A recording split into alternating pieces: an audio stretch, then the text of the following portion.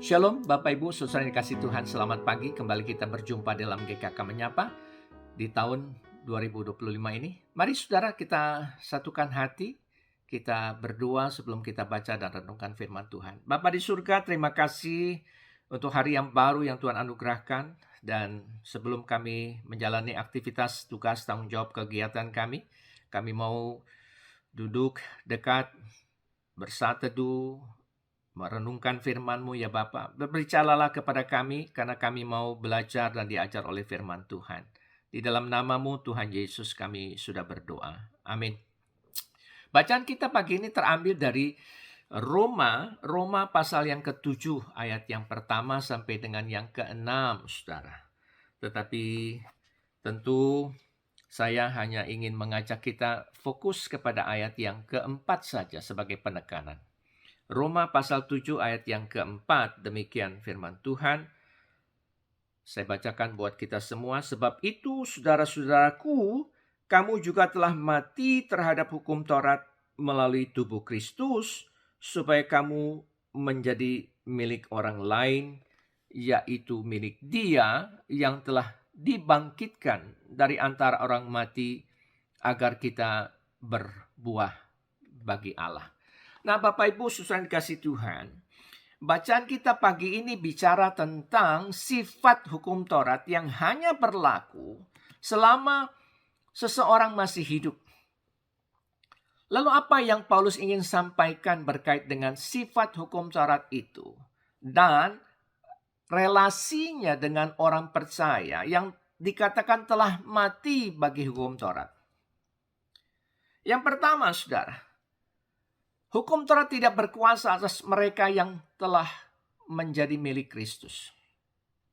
Dengan memakai contoh seorang istri yang tidak lagi terikat secara hukum karena suaminya telah mati, maka Paulus mengajarkan bahwa demikian juga orang percaya telah mati bagi hukum Taurat oleh tubuh Kristus. Apa maksudnya? Maksudnya, karena orang percaya adalah anggota tubuh dari Kristus yang telah mati dan bangkit, maka orang percaya juga telah mati bagi hukum Taurat dan selanjutnya ia bebas menjadi satu dengan Kristus yang telah bangkit. Jadi kita tidak lagi di bawah hukum Taurat, tetapi menjadi milik Kristus. Karena itu, biarlah kita senantiasa tunduk dan taat pada perintah dan kehendak Kristus. Yang kedua, saudara, menjadi milik Kristus berarti berbuah bagi Allah. Nah, selaku milik Kristus, lalu hidup yang seperti apa yang harus dijalani seturut dengan kehendak-Nya?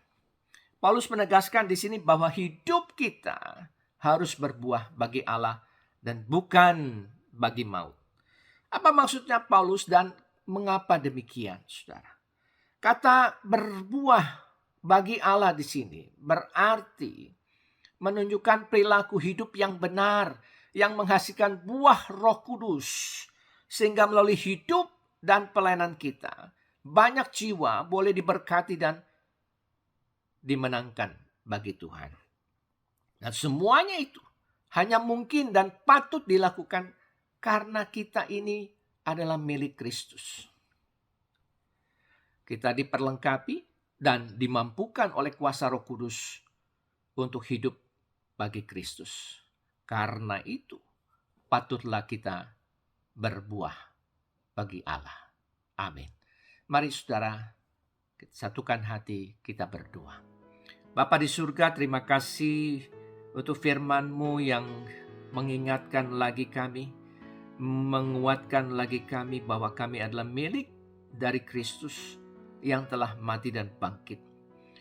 Karena itu ya Tuhan, biarlah kami senantiasa terus didorong, terus dimotivasi, terus diingatkan untuk hanya berbuah bagi Allah dalam setiap aspek kehidupan yang kami jalani, baik hari ini dan hari-hari selanjutnya. Terima kasih Bapa, kami serahkan seluruh kegiatan, aktivitas, tugas, tanggung jawab yang kami mau jalani sepanjang hari ini. Biarlah berkat, anugerah, dan pimpinan Tuhan menyertai dan menopang kami.